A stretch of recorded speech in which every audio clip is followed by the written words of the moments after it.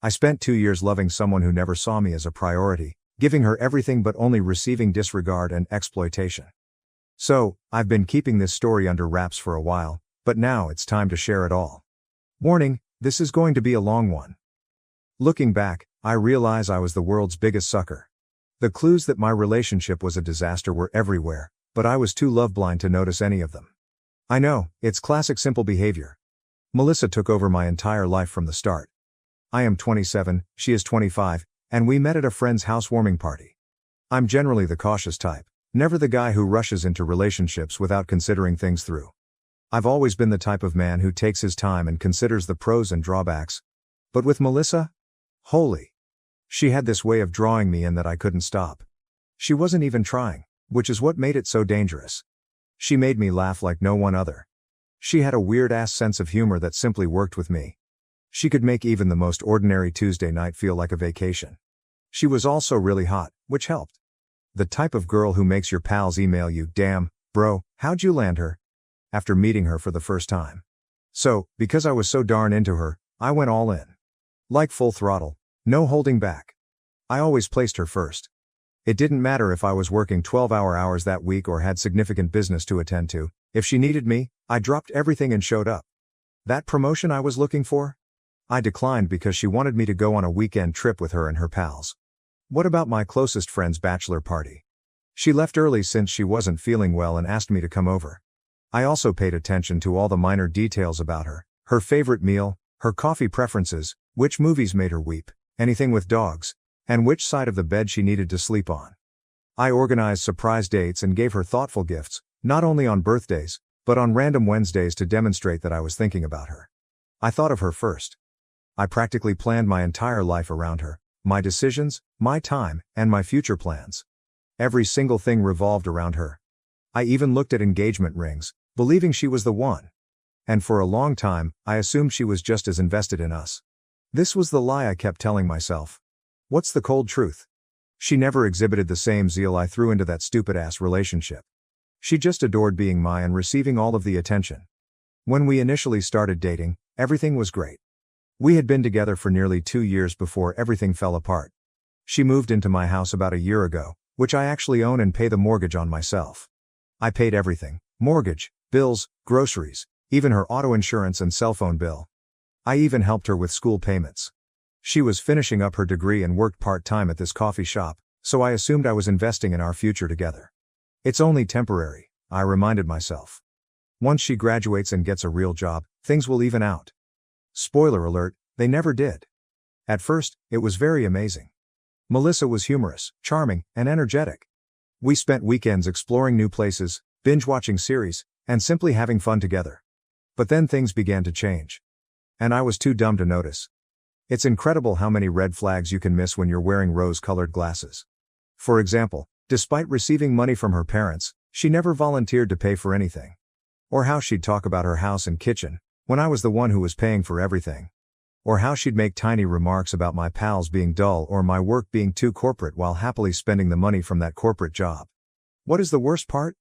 She enjoyed telling everyone how amazing a boyfriend I was.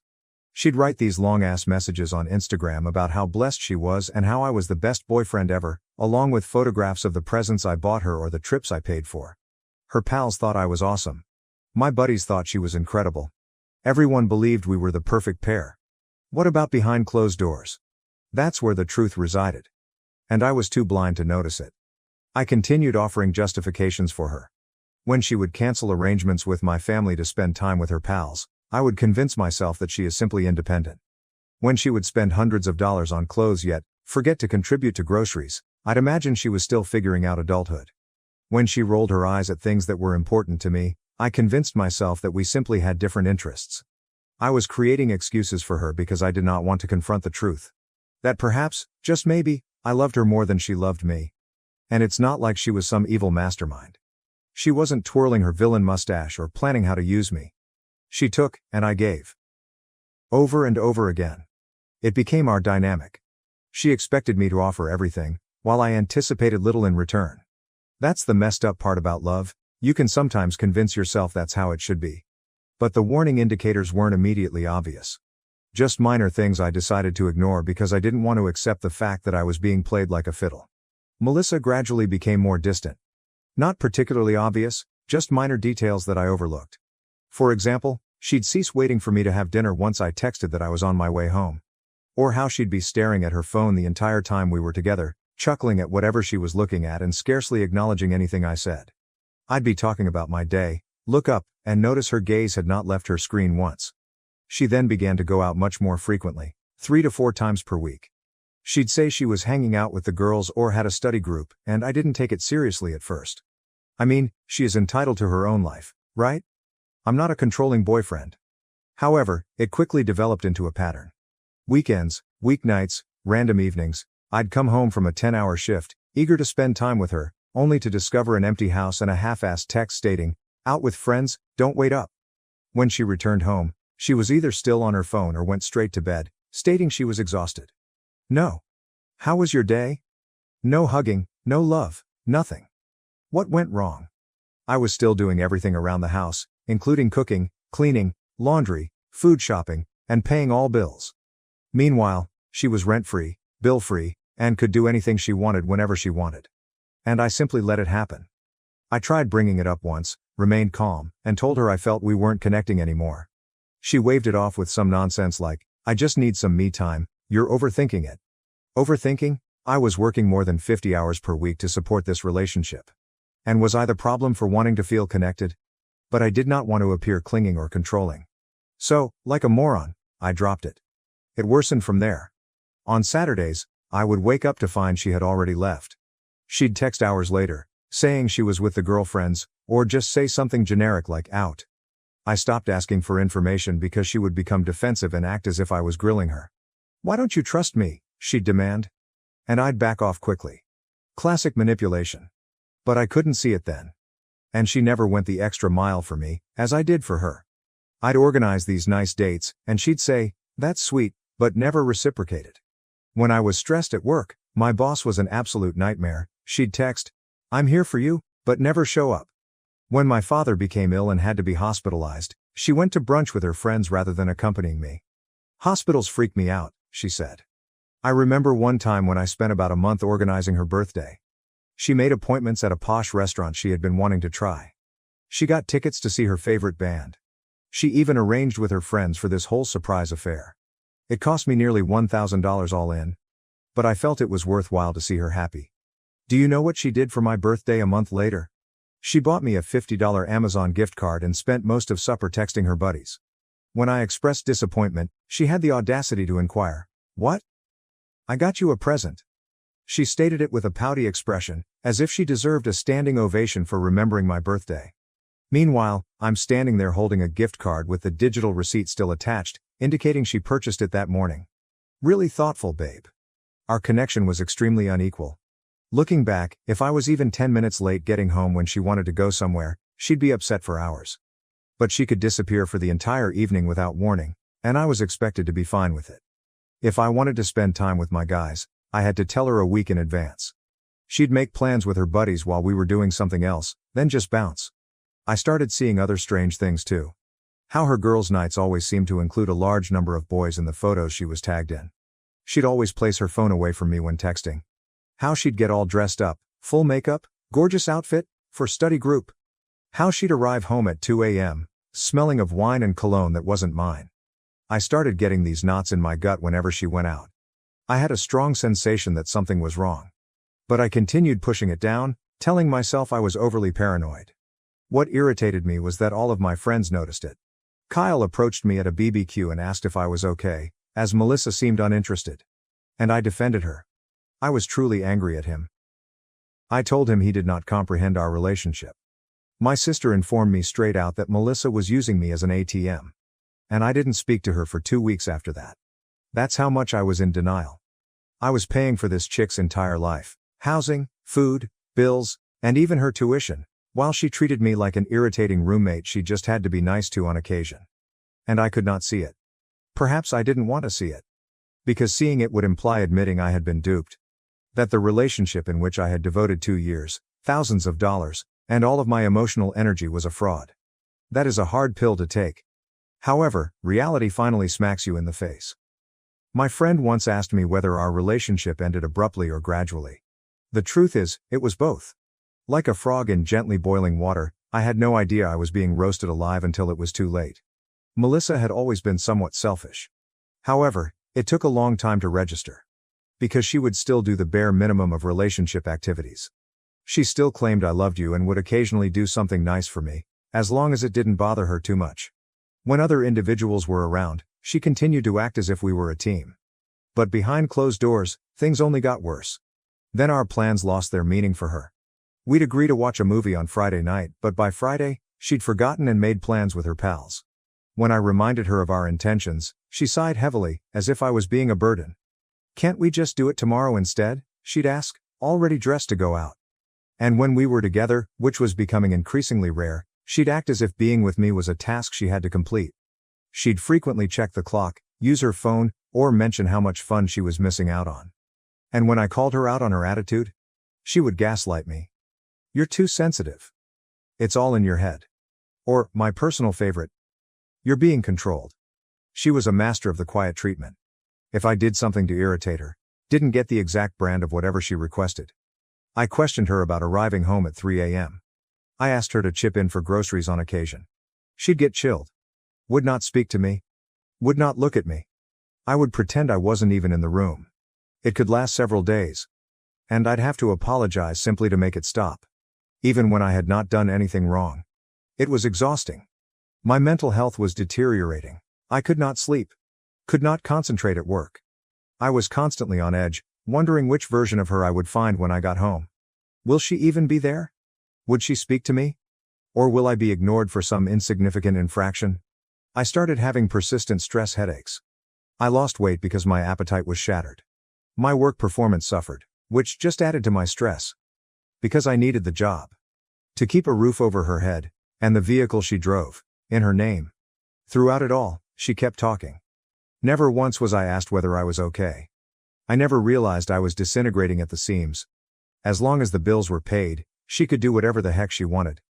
I could as well have been a ghost. That's when the wheels started turning in my mind. The internal struggle started. I started asking myself difficult questions. Was I really going to continue living like this? Allowing someone to deplete my emotional, mental, and financial resources? Was I being weak by staying? Or is it selfish to consider leaving? For a while, I fought it.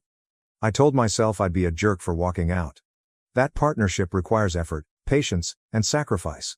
But even the strongest man can only carry so much dead weight until it draws him down. And I was finished drowning. I had already checked out. So I started thinking about my departure strategy. How can I leave without destroying the entire place? Do I start small and gradually pull back? Or take off the band-aid and walk? Would she care?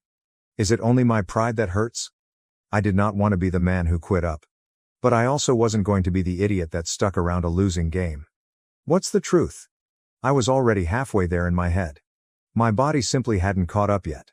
Then came the darkness, which propelled me the rest of the way. It wasn't a dramatic explosion. There's no catching her in the act. There was no screaming match. No smashing doors.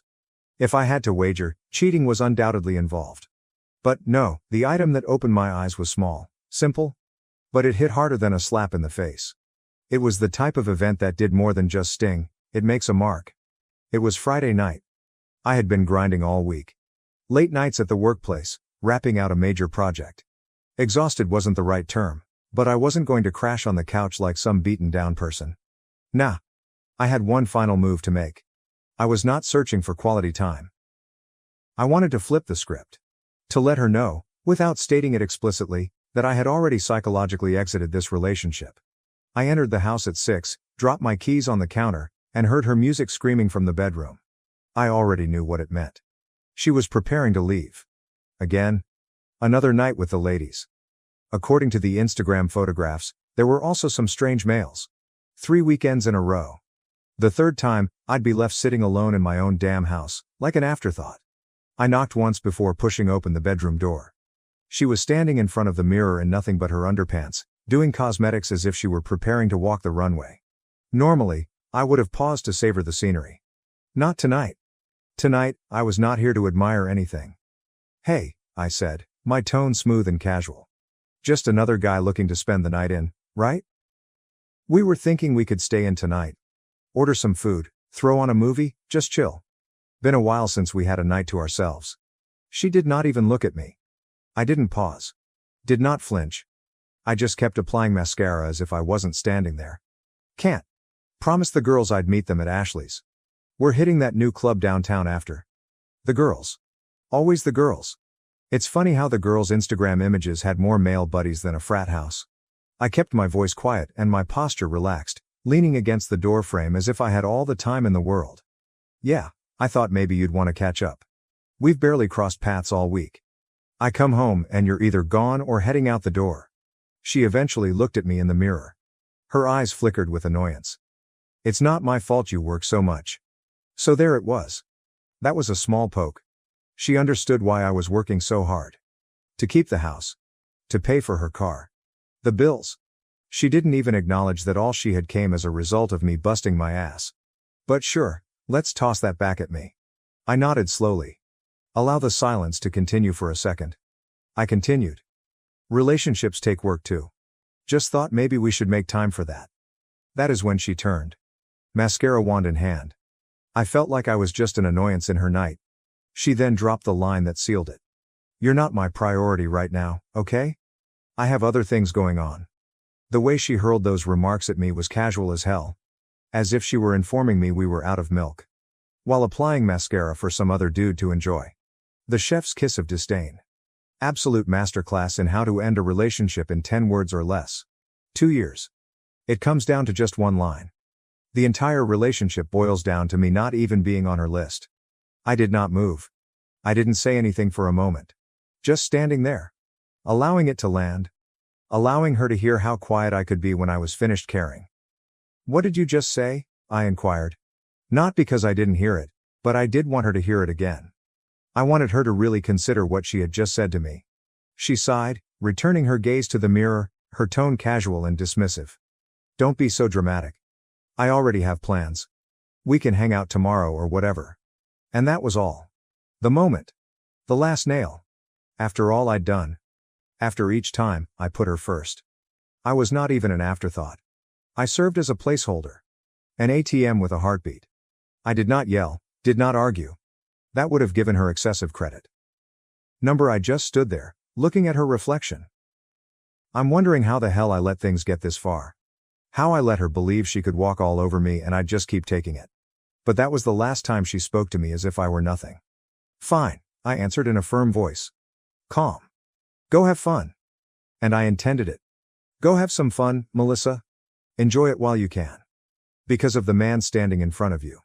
He's already left. I will, she responded. Not even picking up on my tone. She simply kept applying her makeup, as if we had been talking about the weather, not the end of our relationship. She departed around 20 minutes later. Did not even say goodbye properly. I just yelled, later, as the front door slammed. I stood in the kitchen, listening as her car pulled out of the driveway. I felt a strange sense of serenity rush over me. It felt like something had finally clicked into place. I took a soda and sat on the couch. Just thinking. I'm replaying the past few months in my thoughts. All the times she had brushed me off. All the girls' nights that strangely featured guys I had never met. Throughout my own relationship, I felt like an afterthought. I took out my phone and began scrolling through our text history. It was an eye-opener.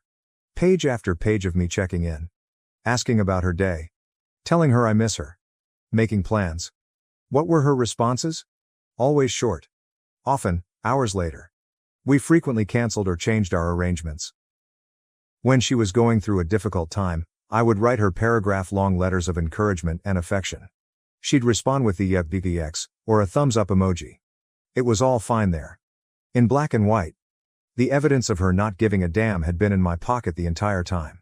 Frustrated, I locked my phone and tossed it onto the couch. But boredom drew me back in.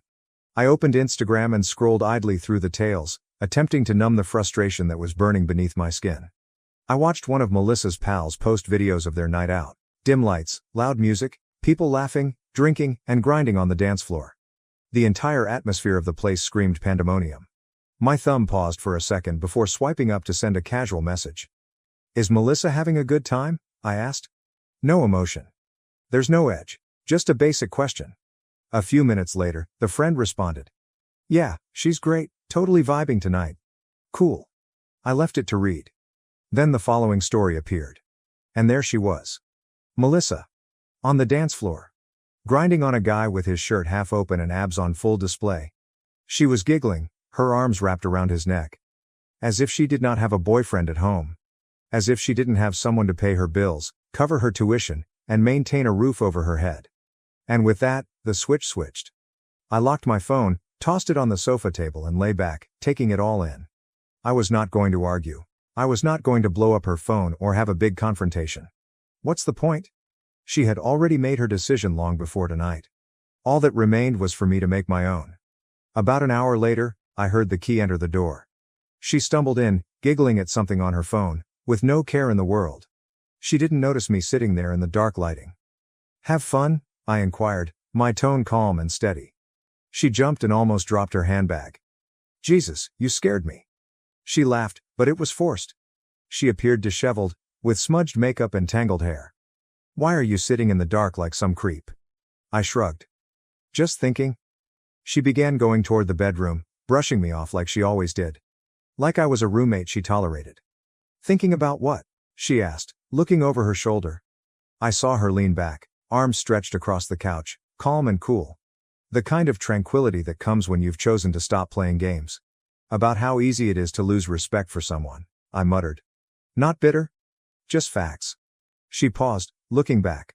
What's that supposed to mean? I did not move, didn't blink. Nothing, just an observation. She sighed, irritated. Can we not do this right now? I'm tired and drunk and I just want to go to bed. Yeah, I replied, standing up, my voice calm but sharp. Bet you are.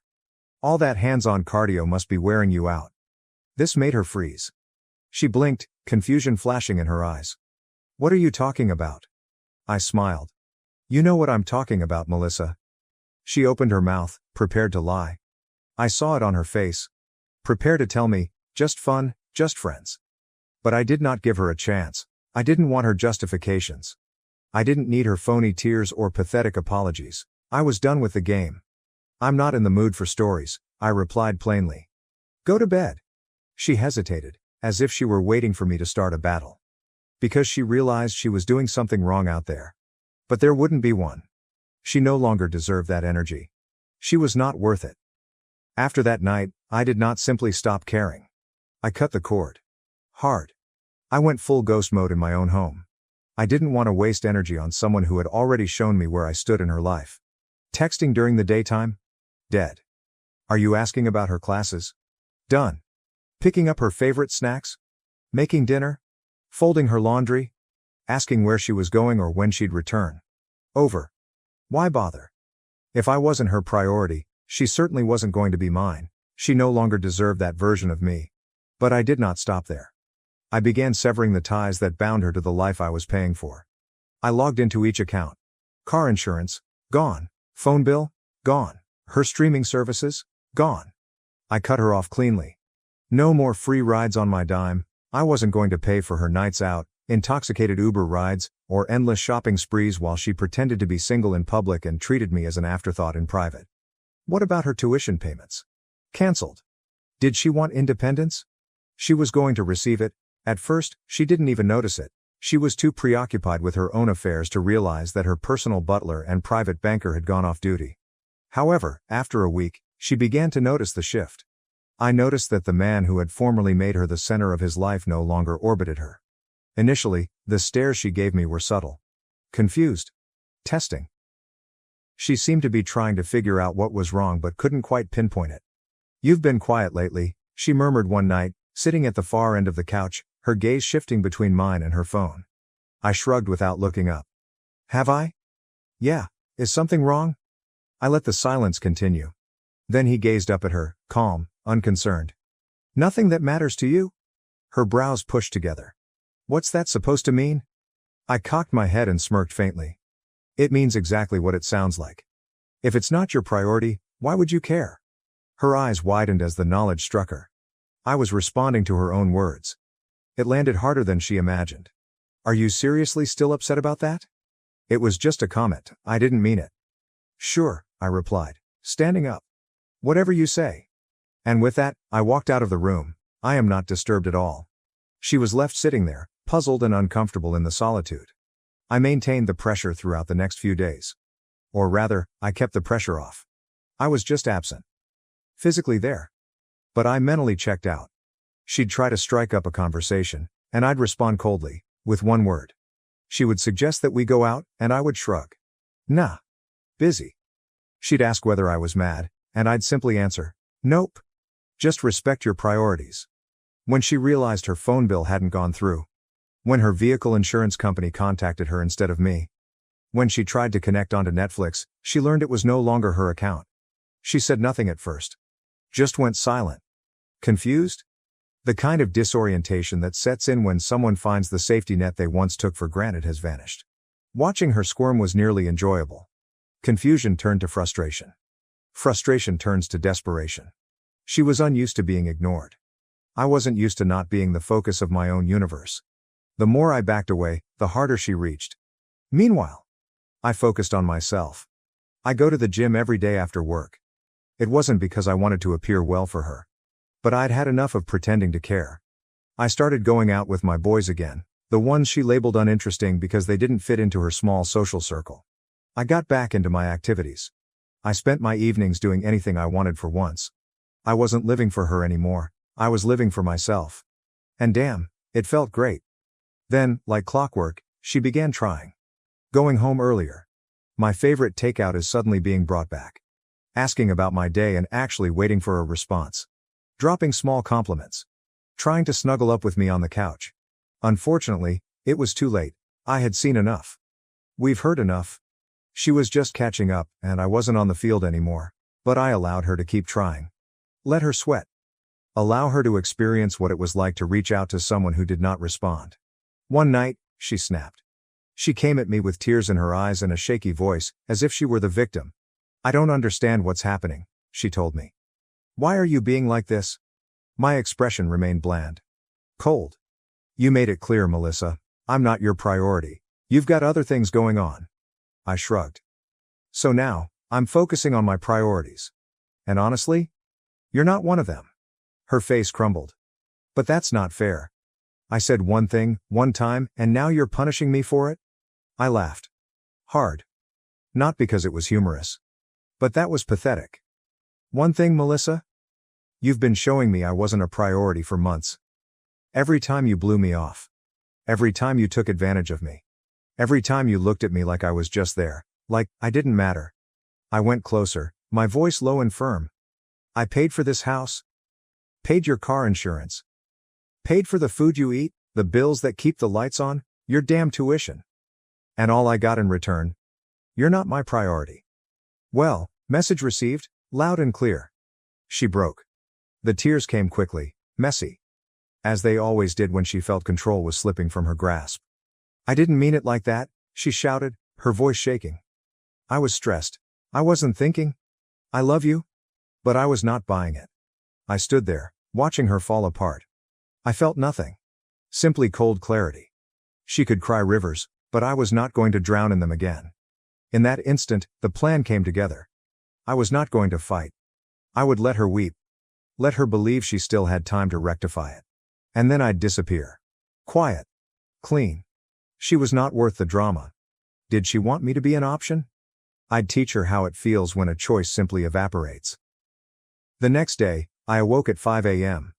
I packed my essentials. And bounced. By sunrise I was gone. No note. There's no explanation, just a text. You don't have to worry about me being your priority anymore. I'm gone. And I simply disappeared. She blew up my phone. Calls. Texts. Did not pick up. Didn't respond. Silence is golden. It was about time she realized that. First, she smacked me with some classics. Are you serious? You're being so dramatic. This is childish. Nah. What's childish is expecting me to stick around after being regarded as a side goal in her life. Then followed desperation. Let's talk. Please, don't do this. I didn't mean it. Yes, you did. And now, I am done. I stayed at my friend Kyle's place for a while, Locked down a new flat. And went into full ghost mode. We changed our passwords. Cut her off from my credit card. Informed her parents that tuition is now their responsibility. It felt like erasing old files from a hard disk. Clean. Necessary. Satisfying. Freedom struck differently. No more devoting energy to a one-sided relationship. A month later, mutual acquaintances informed me that she was spiraling. I'm having trouble making my auto payments. Dropping courses? Couch surfing? Her parents advised her to grow up before returning home. I didn't feel anything. But what about 4 months? She showed up at my new location. I have no idea how she found the address. She appeared devastated. Skinny. Tired. All that confidence she used to flaunt? Gone. Please, she asked. I've changed. I miss you.